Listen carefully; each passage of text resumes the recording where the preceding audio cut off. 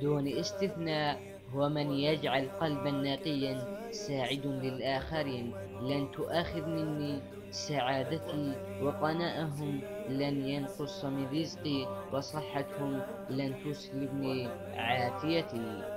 لا تحمل الحقد والكراهية لأحد، لأن هذا سيورث لك التعب والشقاء والبغض والعداوة، ولن ترتاح نفسك، وسوف يكون الشقاء رفيق دربك. ولكن تمنى للخير للجميع، ولتسعد نفسك في الدنيا والآخرة، وتسعد كل من حولك، وتتحول حياتك إلى سعادة وحب وعطاء. لا يستطيع أحد أن يحشو قلبك بالسعادة ما دمت ترغب بالحزن، ولن يبكيك ما دمت ترغب بالضحك.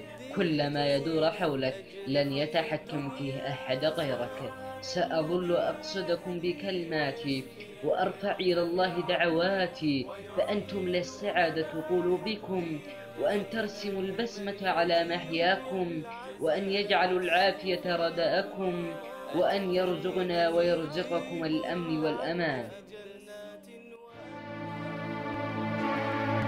يا أغلى من عاشرت ويا عز من رافقت في أواخر هذا العام وقدوم العام الجديد، أعيذكم بالله